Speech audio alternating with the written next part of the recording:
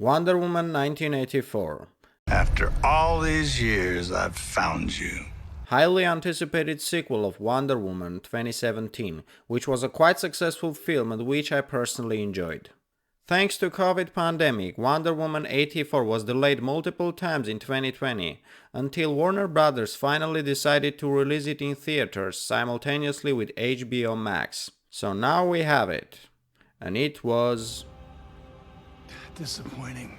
I would not recommend you to buy an HBO Max subscription just to watch this movie.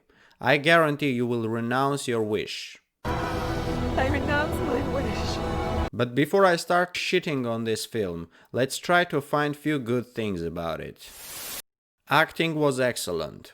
Gal Gadot is great, as always. Her chemistry with Chris Pine's character is fun to watch.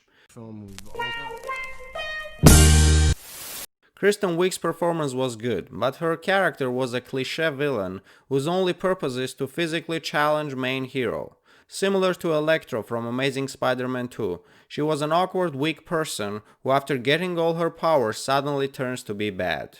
Pedro Pascal and his portrayal of main villain Maxwell Lord was probably the best part of the film. It wasn't a dumb monster that's just there to be threat to the world. It's an interesting character with reasonable motivations and backstory that you can sympathize with. I would say that having interesting villain is the only aspect which sequel was better at than the original. I will destroy you! Yeah, whatever you say. Director Patty Jenkins confirmed that she took Donald Trump as an actual inspiration for villain's character. They have almost identical haircuts and Maxwell even built a wall in film, like Trump did.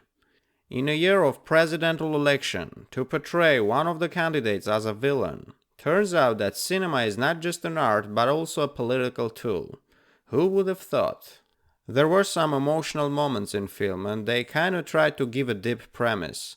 But frankly speaking, with all the problems that movie had, you gotta really force yourself to like it. So what's bad about this film? First off, it was too long. 2.5 hours feels too much and sometimes even boring. There were too many scenes that served no purpose. This film could have been 2 hours or even less, and main premise would have stayed the same. Plot was quite predictable. The moment you get some understanding about that dildo-looking wish stone artifact, you already know where it's gonna head. There is nothing special about this movie that will surprise you. Actually, you know what? There is something about it that will surprise you. You would never expect that action in this movie could be that bad. If you compare it with first film where there was actual battles and breathtaking fight scenes, here we have very few good action. And by saying very few, I mean technically none. Maybe if it was released in 1980s, action could have been impressive, but not in 2020. And that cat lady, Cheetah, her animation was so bad she looked like a wet raccoon. Well, at least now we know why they had to fight in darkness, so we won't notice how terrible she looked. Thought we wouldn't notice, but we did. And is it me, or sometimes animation really feels fake? When Diana runs, for example, in this chase scene she is supposed to be running around 80 miles an hour, so naturally her hands should be moving pretty fast. But because it's a slow motion scene, we see her hands moving slowly, right? Now, can someone explain to me why her hair moves so fast? I guess laws of physics work different around this girl. I'm no expert in this, but it feels so unrealistic to me. Or the moment when she flies. It just seems like she's a puppet. I felt these cheesy moments even in first Wonder Woman, where she jumps to the camera in the end. So unnatural and cartoonish. I mean, you can compare her flight with Superman's and tell me which one feels more real.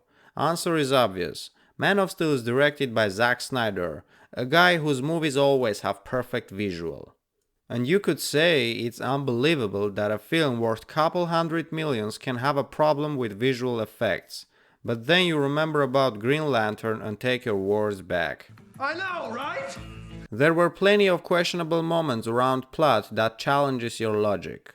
For example, that invisible jet scene.